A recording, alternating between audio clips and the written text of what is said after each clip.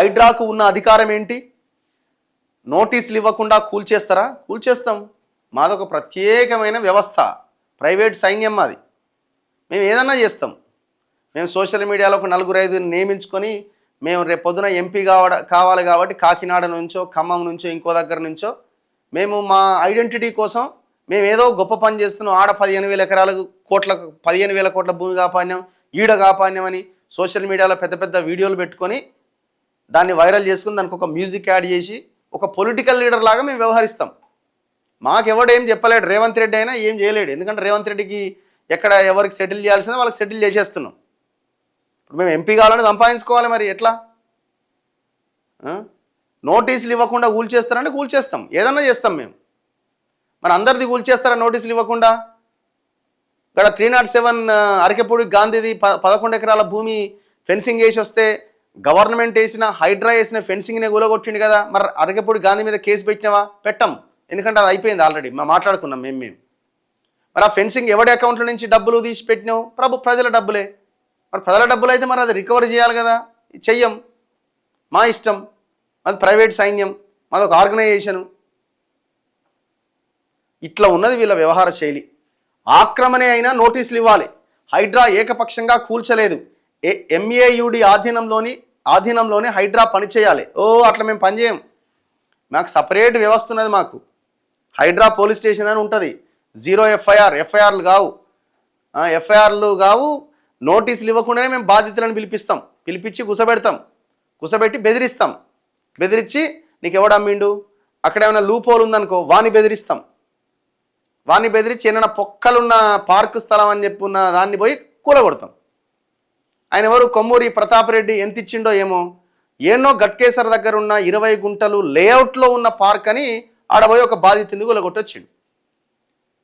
కూలగొట్టొచ్చిన తర్వాత మరి నువ్వు పార్క్ అని బోర్డు పెట్టిన తర్వాత మరి అడిగి ఇంకా మళ్ళీ బాధితులను పిలవద్దు కదా. మళ్ళీ పిలుస్తుండు, ఎందుకంటే మన దగ్గరికి వచ్చిపోయారు కదా. మీరు రండి మాట్లాడదాం. ఏంది మాట్లాడేది? నువ్వు ఏ చట్టాల ప్రకారం నువ్వు పనిచేస్తున్నావు? మనం ఒక్కరమే మాట్లాడుతున్నాం హైడ్రా గురించి. మనమే తలనొప్పి అయిపోయిన వాళ్ళకి ఇప్పుడు. ఇక ఈయనేదో గొప్ప పని చేస్తున్నట్టు ఆ ఫేస్బుక్లలో దాంట్లో హీరో లెవెల్లో ఫోకస్. అన్ని వేల కోట్లు కాపాడినామని. ఇక్కడ 307 సర్వే నెంబర్లో 15,000 కోట్లు కాపాడినా అని పెద్ద ప్రచారం చేసుకున్నావు. ఒకసారి ఎంత కాపాడినావో. అరకెపూడి గాంధీ ఎంత ఇచ్చిండు? 307 సర్వే నెంబర్ ఎందుకు ఆగిపోయింది చెప్పవు?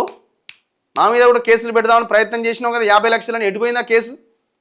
పహాడి షరీఫ్ పోలీస్ స్టేషన్లో కేసు అయింది కదా. ఏమైంది? ఏం సాధించిన వల్ల తెలుస్తుంది. ఫోన్లు ఇంట తెలుస్తుంది, ఫోన్లది ఆడియో రికార్డింగ్స్ తీస్తే తెలుస్తుంది. ఏం తీసినావు ఇంతవరకు? ఏం తీసినావు? అన్ని దొంగ పనులు చేసుకుంటా ఈ ఒక ప్రైవేట్ ఆర్మీ లాగా నడుస్తున్నది. ఇది అమాయకులని జీవితాలతో ఆడుకున్నారు ఇంతకాలం ఈ హైడ్రా తీసుకొచ్చి. రేపొద్దున GHMCలో రిజల్ట్స్ అటు ఇటు. ఇప్పుడు చూడండి, ఈ హైడ్రా నీకు పెద్దగా ఫోకస్డ్ ఏం పనిచేస్తలేదు. రేపు GHMC ఎలక్షన్స్ వస్తున్నాయంటే నాయన నీకు దండం, నాయన నువ్వు దరిదాపులో కూడా రాకు రేవంత్ రెడ్డి అంటాడు. అవసరమైతే ఈయనని పక్కన పెట్టి ఇంకొక ఎవరన్నా సైలెంట్గా ఉండే వ్యక్తిని తెచ్చిపెట్టినా ఆశ్చర్యం లేదు రేపు పొద్దున హైడ్రా పోస్ట్లో. హైడ్రా ఏర్పాటు జీవో ప్రకారం ఆ సంస్థ municipal administration and urban development ఆధీనంలో పనిచేయాల్సి ఉంటుంది. కానీ దాని అనుమతి లేకుండా హైడ్రా ఏకపక్షంగా పనులు చేపడుతోంది. జీవో 99 ప్రకారం MAUD ముఖ్య కార్యదర్శి ఆధీనంలో ఉండే హైడ్రాకు ప్రభుత్వ కార్యదర్శి స్థాయి అధికారి కమిషనర్గా ఉండాలని పేర్కొన్నది. అయితే మొత్తంగా పర్యవేక్షణ బాధ్యత మాత్రం MAUD ముఖ్య కార్యదర్శికే ఉంటుంది. ఎలాంటి నోటీస్ ఇవ్వకుండా రంగారెడ్డి జిల్లా గండిపేట్ మండలం నార్సింగిలోని ప్లాట్ నెంబర్ 213, 217లో ప్రహరీ గోడ కూల్చేశారంటూ రాహుల్ యాదవ్ హైకోర్టులో పిటిషన్ వేసిండు. దీనిపైన జస్టిస్ NV శ్రవణ్ కుమార్ ధర్మాసనం విచారణ చేపట్టింది.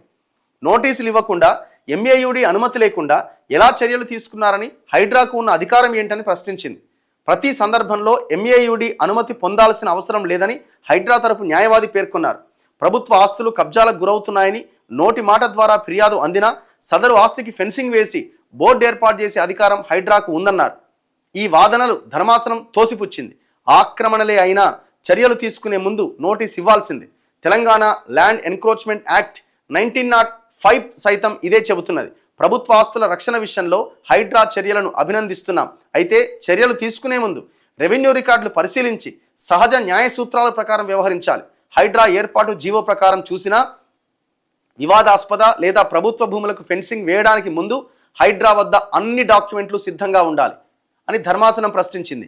పిటిషనర్ చెబుతున్నట్లు సివిల్ కోర్టులో ఉన్న కేసుల్లో ప్రస్తుత ప్లాటు ఉంటే కనుక హైడ్రా వేసిన ఫెన్సింగ్ను 48 గంటల్లో తొలగించాలని ఆదేశించింది. తదుపరి విచారణ 24వ తేదీకి వాయిదా వేసింది. నేను చెప్పిన కొమ్మూరి ప్రతాప్ రెడ్డి కబ్జా పెట్టిన 20 గుంటల భూమి అదొక బాధితుని భూమి. అది పొయ్యి గులగొట్టి వచ్చింది దాన్ని అన్యాయంగా. మొత్తం రికార్డ్స్ అన్నింటిలో తన పేరే ఉన్నది. ఇప్పుడు వాళ్ళని బతిలాడుకుంటున్నాడు. ఇక ఏమైనా మరి ఇదేమైనా అటు ఇటు పోతే ఏమైనా అయిద్దేమో. ఏం దుర్మార్గం ఇది.